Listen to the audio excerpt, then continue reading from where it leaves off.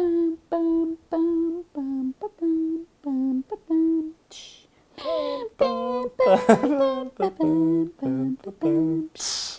All right.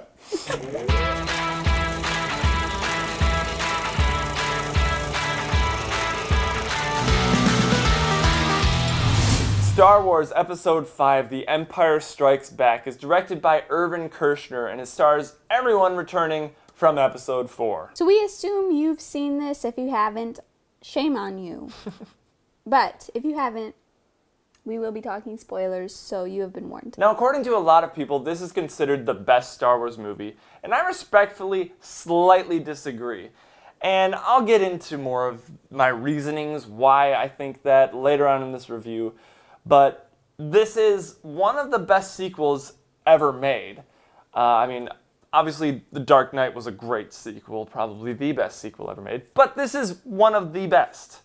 And that's because it takes the characters that we know and love from the first one, and it takes them on they're furthering their journey. And some of them we thought was going to be the end of their journey. Han Solo. Spoiler alert. And the performances in this movie just add to that fact. The performances are a little bit stronger than in the first one because the actors got to know their roles a little bit better. And we are introduced to a couple new characters like Lando Calrissian, played by Billy D. Williams. He Yoda does a fantastic job in this. Yoda, played by Frank Oz.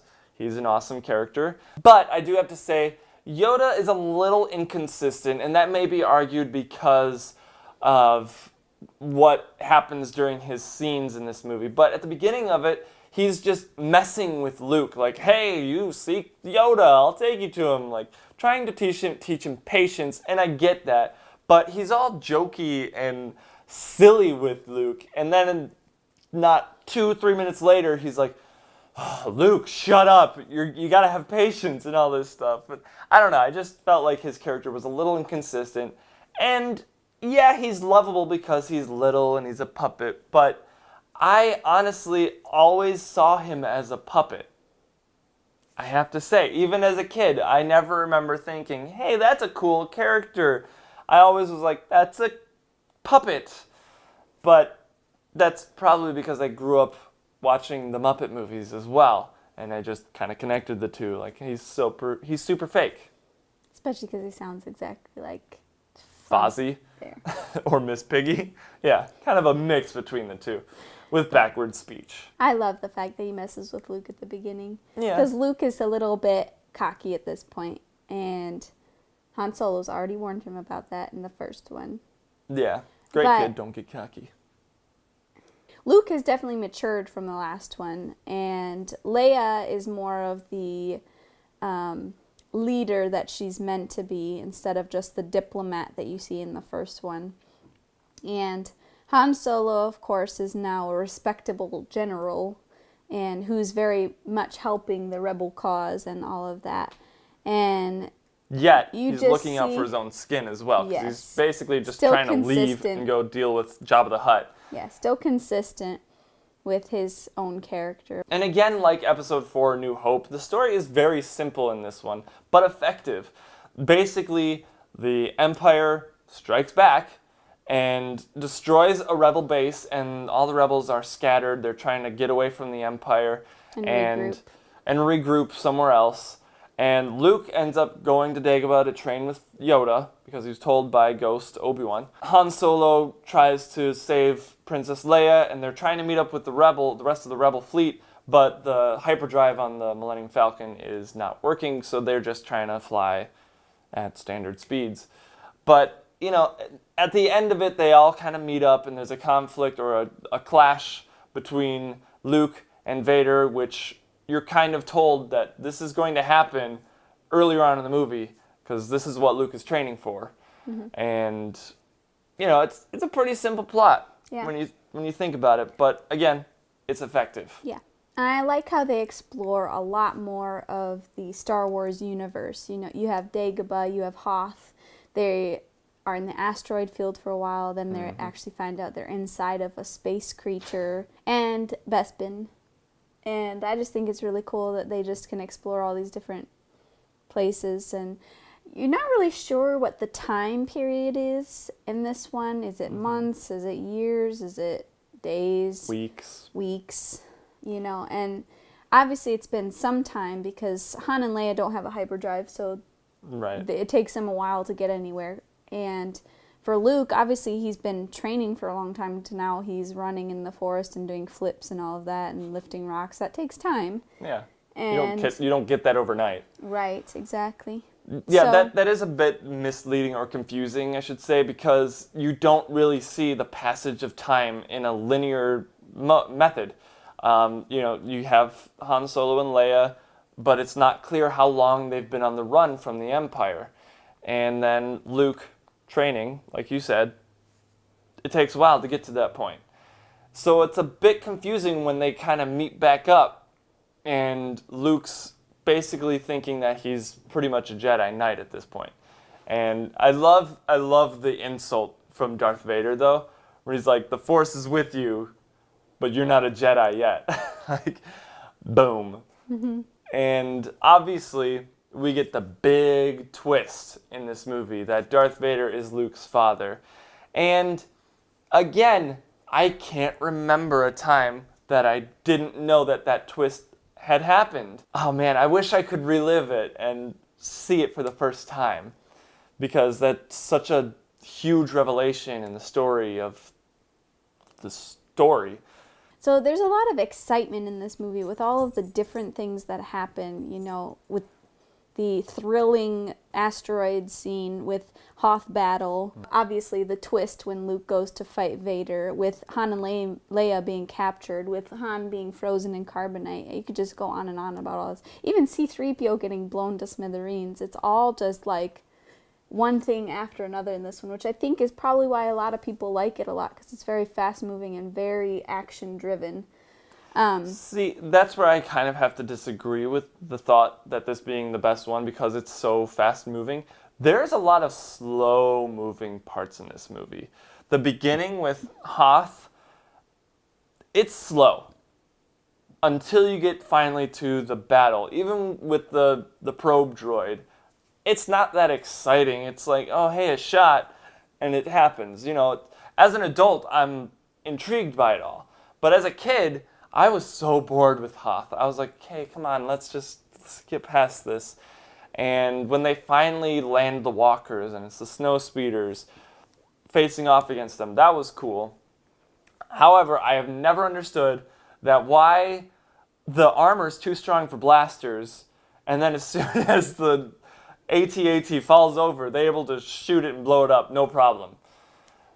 It never made sense to me. Hole. Maybe they just shot it in the neck and that's its weak spot. Maybe the shields were down. I don't know. But it just never made sense to me. It still doesn't make that much sense to me. It's still freaking sweet. It is. But all the training with Yoda, again, as a kid, did not excite me at all. I was so bored with all the Yoda stuff. And yeah, his character was fun-ish and cute. It just, as a kid, I was bored. And again, as an adult, it's a little bit more intriguing. It's not necessarily entertaining, but it's important to the story.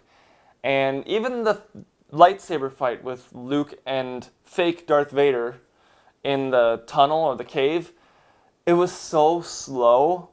It was the first slow motion stuff that we got in Star Wars, and it was a lightsaber fight. It didn't work that well, in my opinion. I mean, the effect of it being like Luke, the dramatic effect, is Darth Vader, like, what? He's possibly turning to the dark side? That was interesting. I never caught on to that as a kid. But I was just, the first thought that went through my mind was, does Luke have a twin brother? Is that Darth Vader? That's what I remember thinking. And obviously the real lightsaber fight between Darth Vader and Luke is much better than the fight between Obi-Wan and Darth Vader in A New Hope. The choreography, even just the backstory behind it, it's so much better. And the plot to freeze Luke Skywalker in carbonite to deliver him to the Empire, or the Emperor, that is all interesting. The asteroid fight scene or flight chase scene, that Exciting. has some of the best music in it. I love that music. Everything happening in that scene is awesome. There's so much that they expand in this movie, but there are a lot of things that I have to nitpick at, and some of them are small, some of them are a bit larger, but that's just how I see it. And one thing that this movie doesn't have that the other ones do have is a giant space battle. Yeah, you can argue that the asteroid fight chase scene is the space battle. It's not a battle, it's a chase scene. So, but it's still entertaining and exciting. I love the continuation of the practical effects in this movie. Yeah. I love the scene when Yoda brings Luke's ship out of the Dagobah lake or pond or swamp. Yeah. I think that's really cool. And just seeing the TIE fighters and the X-Wing and the Millennium Falcon be able to fly throughout space is awesome. And a lot of the asteroids are really cool too, because that's all real. Yeah. And to be able to pull something like that off is amazing. And I have heard that some of the asteroids, two of the asteroids, one is a potato, the other is a boot. I have yet to be able to find them. I think I I really know what wanna the see potato is, because they all look like potatoes. Yeah, to no, me. that's difficult. The boot but is the a boot, little, yeah. yeah. I really love the Hoth battle with the AT-ATs and the snow speeders. I just think that's really cool. Also, Tauntauns, as weird of creatures as they are, that was pretty cool. And The sounds they make are funny the sounds they I love make it. and the fact that Han Solo rips one open and all that stuff comes out. They still can't get the cutting off of arms, though, with the Wampa. Wampa. Yeah. It's just a big hole, and you're like, I don't think so. Yeah. But it's still really cool. And I was actually really impressed with when Han Solo and Leia and Chewbacca and C-3PO are all in the Millennium Falcon and they're actually inside the space worm.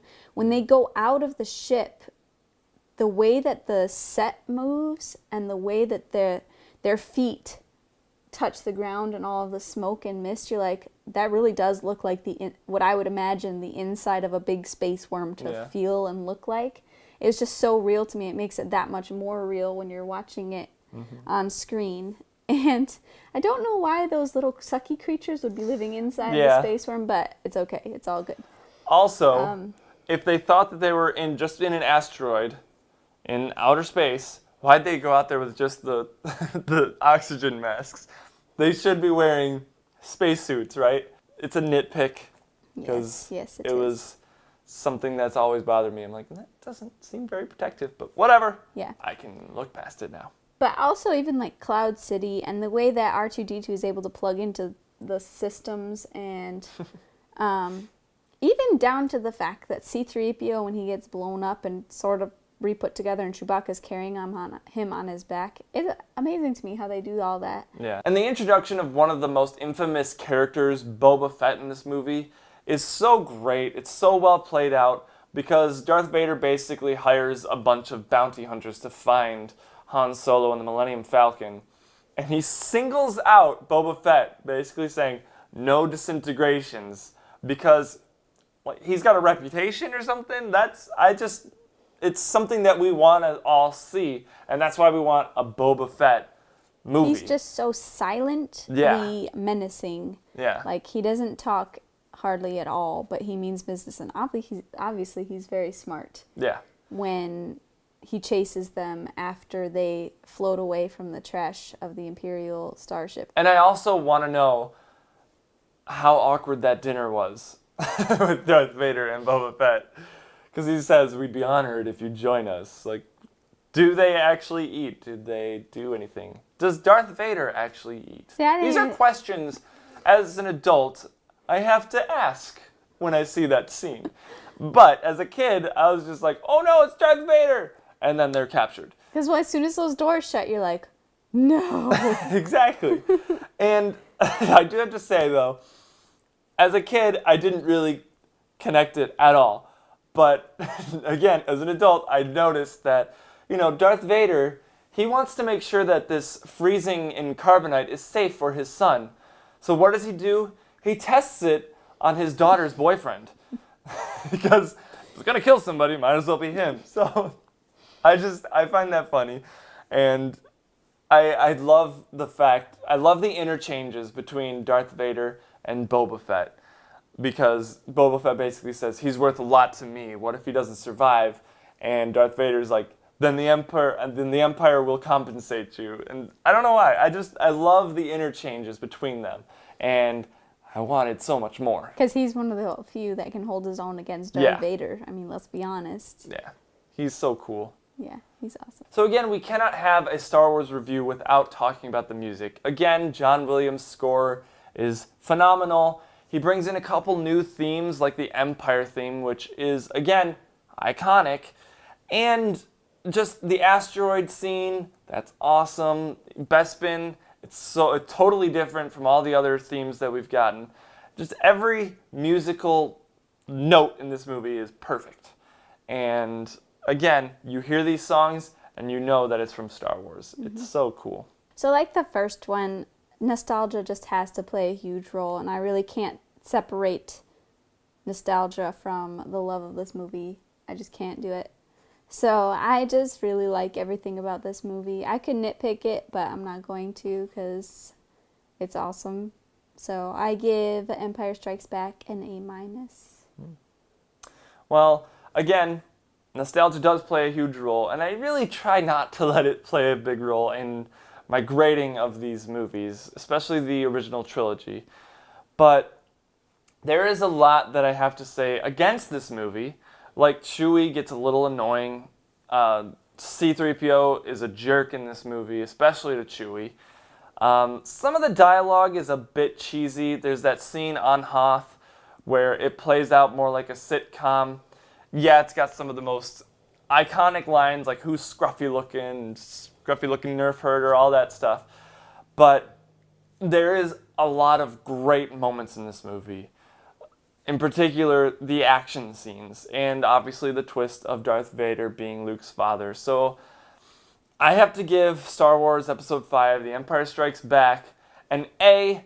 It's just edged out by A New Hope by a little bit, simply because there's just a lot more slower moving parts in this movie than I would have liked. And as a kid, I didn't care for it that much. And to be honest, these movies are made for children. So as huge Star Wars fans, we want to know what you think. If you've ever seen it before, if you haven't seen it before, if you grew up with it, we want to know what you thought. So let us know in the comment section below. And we are going to be continuing our Star Wars reviews with Return of the Jedi next, followed by The Force Awakens before The Last Jedi comes out. So be on the lookout for those videos. And if you like this video, be sure to give it a big old thumbs up, subscribe to the channel, and make sure you hit that bell icon next to the subscribe button so you can be notified of when we upload new content. And as always, thank you so much for watching, and we'll see you in the next video.